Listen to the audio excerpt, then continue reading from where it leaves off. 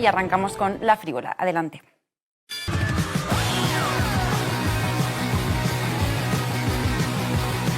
Bueno, muy buenos días a todas, todes y todos. Bienvenidas a La Frívola, la sección del tablero de Canal Red, en la que hablamos de moda, política, banalidades, gilipolleces y en general todas esas cosas que a los señoros no les parece que sean importantes. Bueno, como muchas ya sabréis, ayer 15 de mayo en Madrid se celebró el Día de San Isidro. A muchas otras esto os habrá dado absolutamente igual, principalmente porque este sanisidrismo desmedido al que venimos atendiendo en los últimos años es una muestra más del centralismo madrileño de corte casi esencialista, ¿no?, que busca hallar allí donde no lo hay, pues una historia que legitime la supremacía capitalina de esta nuestra región por encima del resto. No en vano, lo hablábamos aquí hace un par de programas, después de que apareciera disfrazada de bandera de España, ¿no? Ahora Ayuso le ha dado por tratar de asimilar la Comunidad de Madrid con la España misma y su liderazgo autonómico con el liderazgo definitivo de la nación. Así que bueno, yo como madrileña reconozco que no había nunca celebrado, ni nadie a mi alrededor tampoco, esto de San Isidro hasta hace un par de años, porque acudí a la Pradera a un concierto gratis de derbi, motoretas, burrito, cachimba que había allí. En mis tiempos éramos más de celebrar las fiestas de los barrios y yo particularmente las que nunca me perdía eran las de Hortaleza.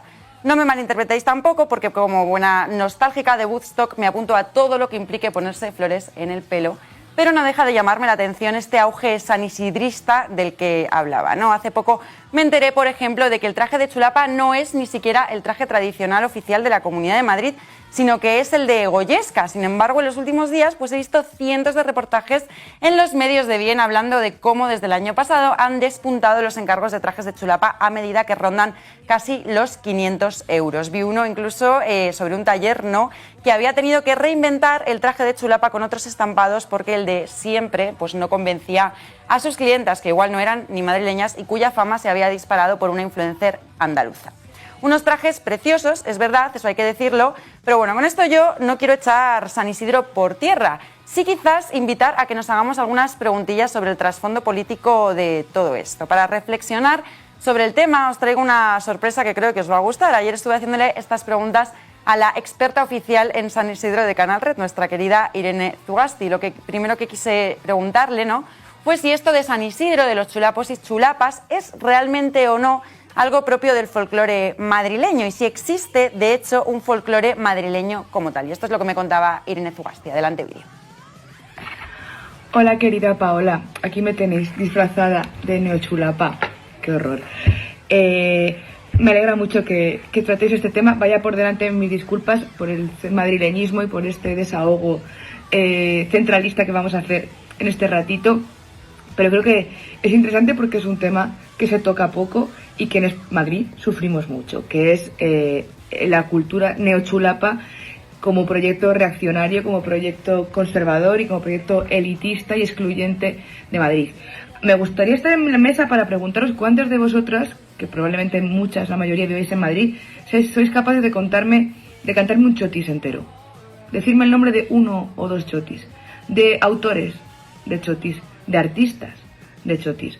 Que me digáis del tirón 3 o 4 historias, personajes, momentos que puedan ser definitorios de esta identidad madrileña. Que me podéis enumerar platos típicos que no sean estereotipos artificiales que se han inventado, sacado de la manga en los últimos años, como eso de las rosquillas. No, ¿verdad? Bueno, pues eso ocurre porque San Isidro no es una fiesta popular ni es folclore, es cosplay. Es una fiesta de disfraces, construida para, como digo, reforzar la idea de el nacionalismo madrileño. Dejarme que me explique un poco mejor.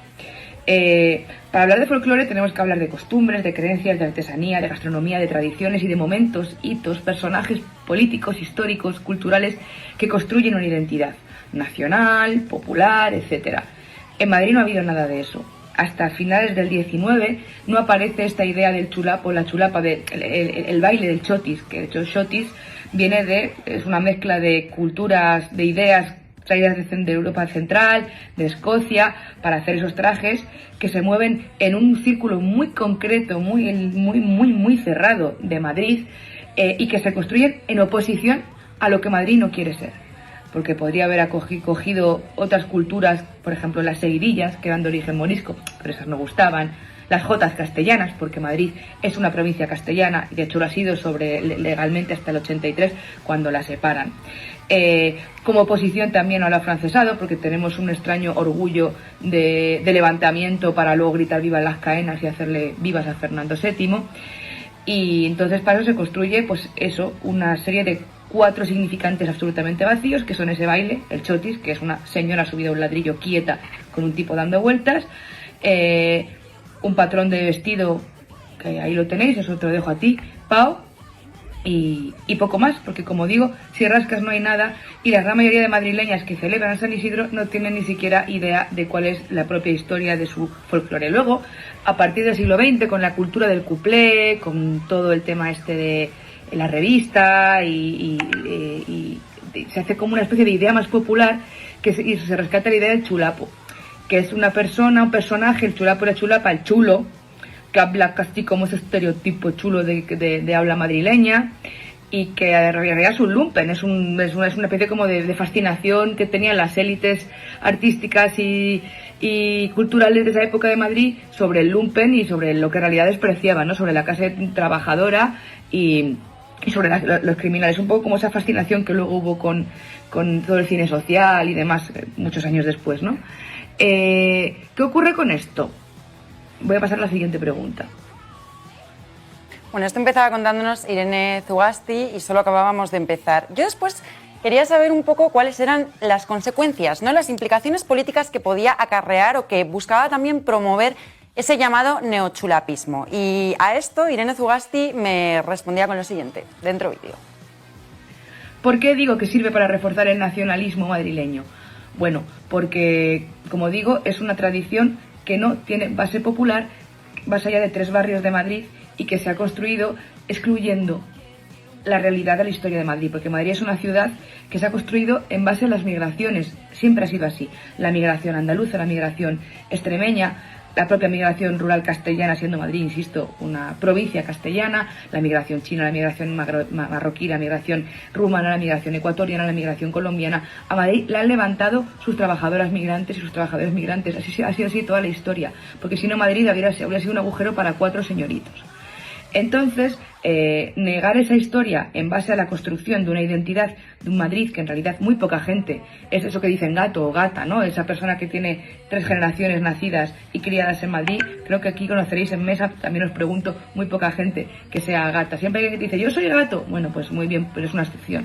La mayoría venimos de migraciones y de exilios políticos que vinieron a la capital a buscarse la vida en condiciones terribles, por cierto.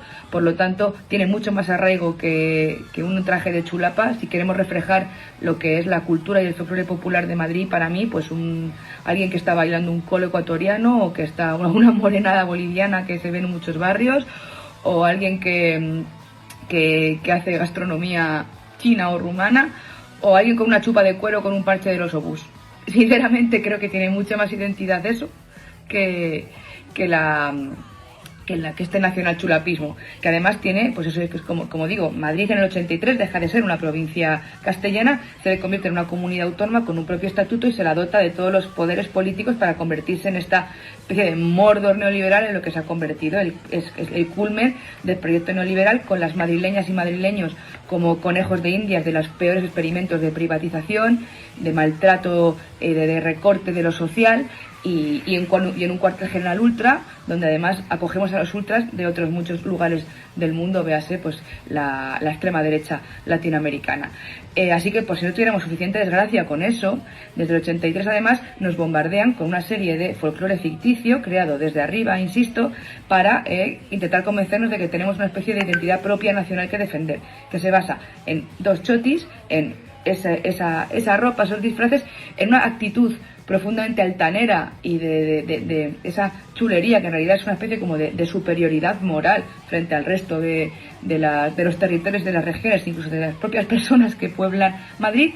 y que bueno, ya ha llegado al perfeccionamiento absoluto de la mano de esa idea de Madrid como libertad, cañas, tapas, fiesta, Mario Vaquerizo, lugar de emprendimiento donde todo es posible, Airbnb, turistificación, gentrificación y básicamente pues vender la ciudad al mejor postor mientras expulsa a sus vecinas. Bueno, pues por último, hablaba yo también con Irene Zugasti, ¿no?, de por qué con todo esto pues veíamos cada vez más a figuras políticas abrazando esta estética neochulapa, ¿no?, hasta el punto de acabar pues dando ruedas de prensa, como sucedió ayer, sobre cualquier cosa seria de esa guisa. Figuras políticas pues del PP, como Almeida o Feijóo incluso, pero sobre todo de esa nueva izquierda que encarnan Rita Maestre, Mónica García, Manuela Berguerot, y que ahora también han querido abrazar con tanto ahínco figuras del PSOE como Reyes Maroto u Óscar López. Y esto es lo que Irene Zugasti me contaba o analizaba al respecto. Dentro vídeo. Bueno, ¿qué ocurre? Que cierta izquierda durante el municipalismo, de la ola municipalista de 2015, abraza esta idea del neochulapismo y de que puede haber una identidad madrileña, pero en vez de cambiarle los valores, básicamente asume esos que hace y los refuerza, en torno, como siempre digo, a una territorialidad muy concreta que es el centro de la ciudad y un par de barrios, ¿no? Dejando afuera otras muchas identidades madrileñas. Se podía haber elegido hablar de otra cosa. Podíamos haber recuperado las jotas castellanas, podíamos hablar con las vecinas migrantes para ver cómo celebran ellas sus fiestas, podíamos estar reivindicando la batalla naval vallecana, por ejemplo, que eso sí que es un patrimonio que tendríamos que defender y es popular, pero se decidió apostar por esto. ¿Cuál fue el problema? Que lo único que se hizo fue reforzar esas identidades nacional madrileñas, basadas en cañas, tapas, fiesta, calimocho, flores en el pelo y lunares y boinitas, y regalárselas a la derecha para que las explotara todavía más cuando podía. Pero bueno, que básicamente esa tesis de la identidad madrileña que reniega de su propia historia es muy parecida a las tesis que creyeron que era interesante reivindicar la bandera roja igual desde la izquierda, ¿no? Así que entre la Clau y Lina Morgan pues la liaron como la liaron y así estamos como estamos en Madrid y perdemos elecciones. En fin, que no me quiero liar mucho más, solo creo que señalar que hay un paralelismo muy interesante en toda esta cultura neochulapa que aparece, que está muy promocionada y la veréis en muchas revistas de moda. Hizo una crítica buenísima el otro día Raquel Peláez en el País Semanal sobre esto. La vais a ver en muchos sitios y tiene unos patrones que recuerdan muchísimo a lo que fue la movida madrileña de los 80, ¿no? Que fueron básicamente pijos y gente extravagante jugando a ser rebeldes con lógicas profundamente individualistas y de éxito personal y hedonistas y de vanidades frente a las construcciones colectivas, las resistencias vecinales de aquella época, y mientras Malasaña, la Beautiful People, se hacía rica y famosa, en los barrios obreros como Carabanchel, como Vallecas, como Hortaleza, se introducía la heroína para destruir a la clase trabajadora, a la juventud trabajadora, y se criminalizaba a la cultura popular, como por ejemplo el rock vallecano, con festivales como el Vallecas Rock, que eso sí que es cultura madrileña venida desde abajo y patrimonio de todas y todos que tendríamos que estar defendiendo y reivindicando, al igual que otra serie de culturas y de formas de entender y de reivindicar la memoria de Madrid, sobre todo el Madrid antifascista, el Madrid que resistió, el Madrid que frenó al fascismo en el 36, no lo olvidemos, que es una historia maravillosa